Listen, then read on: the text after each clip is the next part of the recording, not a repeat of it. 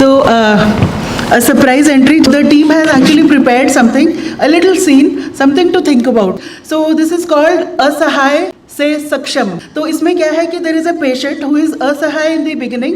So we will see what happens in the end. So I would like to introduce to you Mr. Asahay.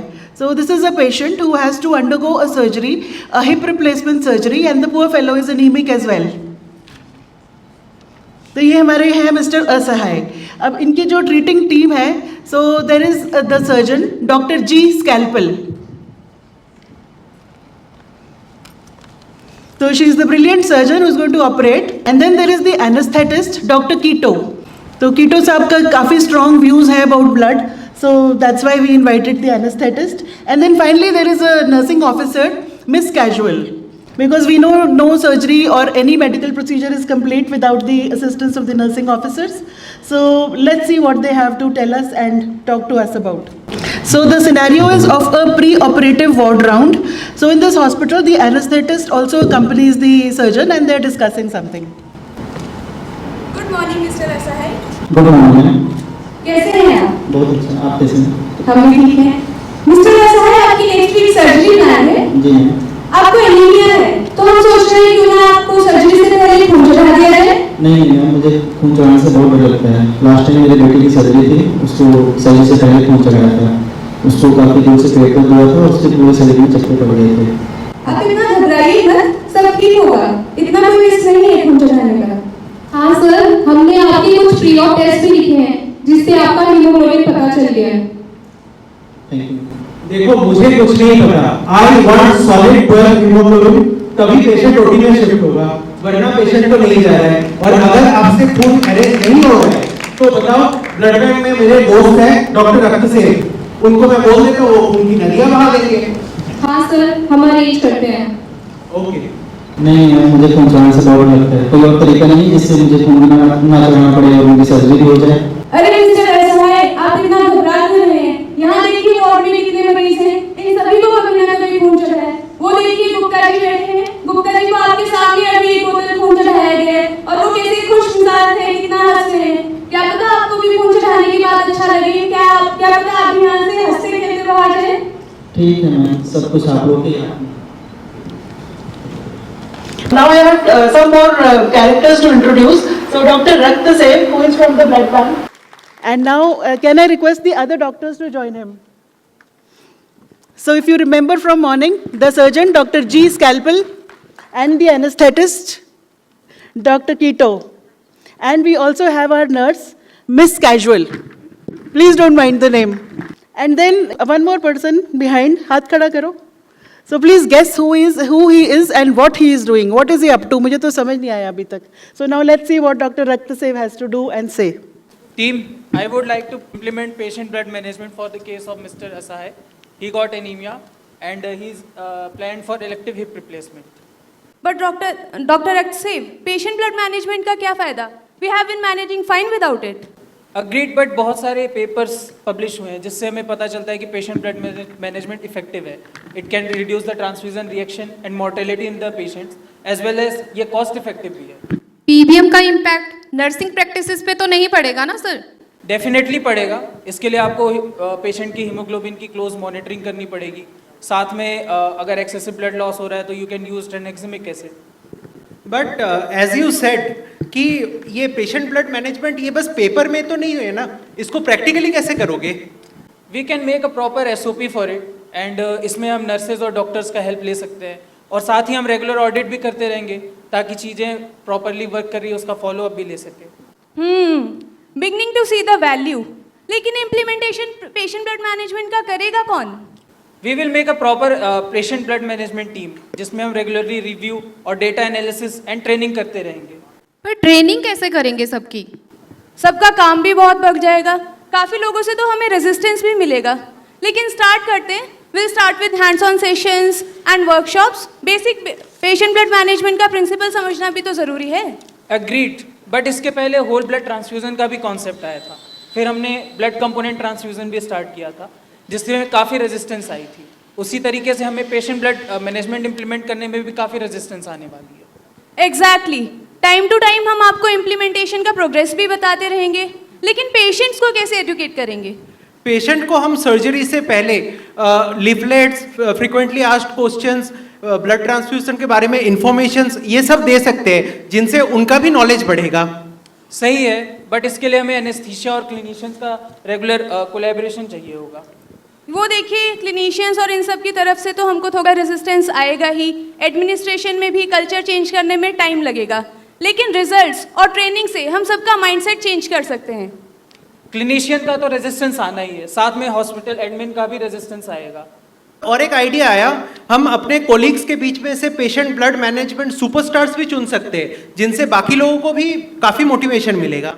True, सबके combined efforts से adoption और भी अच्छे हो जाते हैं।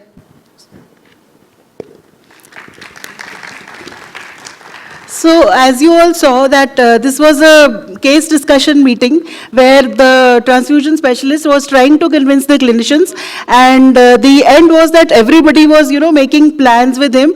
However, they did discuss the obstacles, because that is something which is very, very expected. So they enumerated some of the obstacles, like getting the confidence of the clinician, which I hope you all agree is the foremost problem, that the blood bankers think that, people will think it's just new things that transfusion people keep on saying. So getting their confidence, and then also what they enumerated was getting support of the management. So the team will now show you some of the things that they did.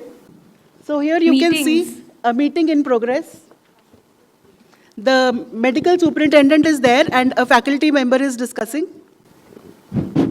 Good morning sir. Good morning sir, ये देखिए, हमने हमारे department में patient blood management जो है implement किया था और उसके काफ़ी सेटिस्फैक्ट्री रिजल्ट आए हैं। गुड, आप इसको ऐसे ही कंटिन्यू करते रहिए। हमें मैनेजमेंट की तरफ से थोड़ी और हेल्प चाहिएगी, जैसे कॉस्ट में और स्टाफ में, इन सब चीज़ों में हेल्प चाहिएगी मैनेजमेंट से। बिल्कुल, आपको जिस किसी भी चीज़ की ज़रूरत है, जैसे स्टाफ से लेकर या हमारे इंस्ट्रूमेंट से लेकर, जो भी आपको चाहिए होगा, मैनेजमेंट आपकी पूरी सहायता करेगा। ठीक है, thank you very much sir. ये पेशेंट ब्लड मैनेजमेंट सक्सेसफुल रहा। CME symposium workshop. So these were some of the other things that after that meeting they implemented in the hospital. Award. Somebody also suggested that awards can be given. Hello, I'm Dr. Arushi, faculty of Obs Gynae, and I practice patient blood management in my department, and results were really great, and I got an award for it. Thank you so much. So this is something which these people wanted to highlight, that there are some very easy things to do.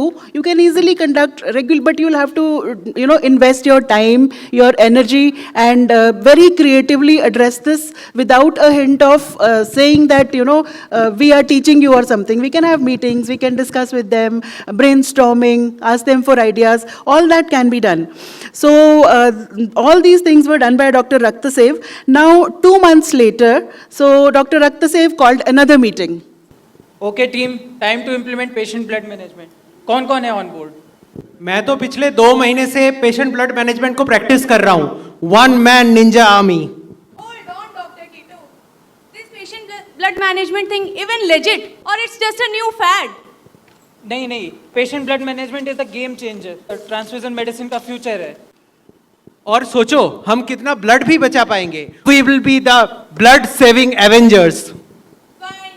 लेकिन अगर मैं patient blood management robot बन के रह गई, मैं तो resign डाल दूंगी। Come on, Dr. Scalpel, we will give you right algorithm. And इसमें काफ़ी obstacles आने वाले हैं।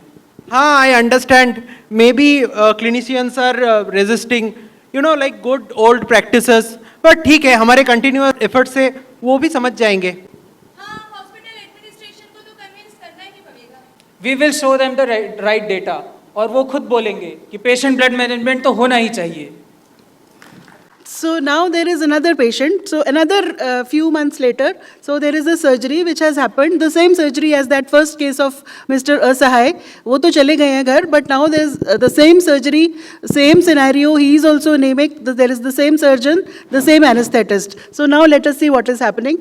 The difference is that this is a post-operative scenario. This patient was also pretty apprehensive for blood transfusions. Good morning, Mr. Saksham. Good morning, ma'am. आपकी कल surgery बहुत अच्छी रही। ठीक है मैम। अभी आप बेटर फील कर रहे हैं? हाँ मैम, अभी ठीक है। मिस्टर सक्षम, आपको एनीमिया था। उस समय हमें लगा कि आपको ब्लड ट्रांसफ्यूज करना पड़ेगा, लेकिन हमने कुछ ऐसे प्रैक्टिसेस किए जिससे आपको ब्लड नहीं चढ़ाया गया सर्जरी के दौरान। अच्छा जी। आपका हीमोग्लोबिन चेक करके आपको आयरन सप्लीमेंट दिए थे ताकि सर्जरी से पहले आपका हीमोग्लोबिन ऑप्टिमाइज हो जाए। अच्छा, मन तो बहुत डर लग रहा था, मगर पता नहीं कितना ब्लड चढ़ाओगे मेरे को। मैंने सर्जरी के दौरान कंट्रोल्ड हाइपोटेंशन माइक ले लो। और डॉक्टर साहब ने तो पेडिकुलर सर्जरी भी किया, जिसकी वजह से आपको ब्लड की जरूरत ही नहीं पड़ी। अच्छा, ये तो बहुत अच्छी चीज़ है जो आपने मेरा ब्लड मेरे को ही चढ़ाया। मैं तो सर कल छुट्टी करा के यहाँ से जब अपने गांव जाऊँगा तो ये जो मेडिकल एजुकेशन है इसको वहाँ पर जाकर कंटिन्यू करूँगा, अपने गांव में सभी को बताऊँगा कि आपने इतनी अच्छी टेक्निक यहाँ पर जो उपलब्ध कराई है, इसके लिए बहुत बहुत धन्यवाद। राम राम जी।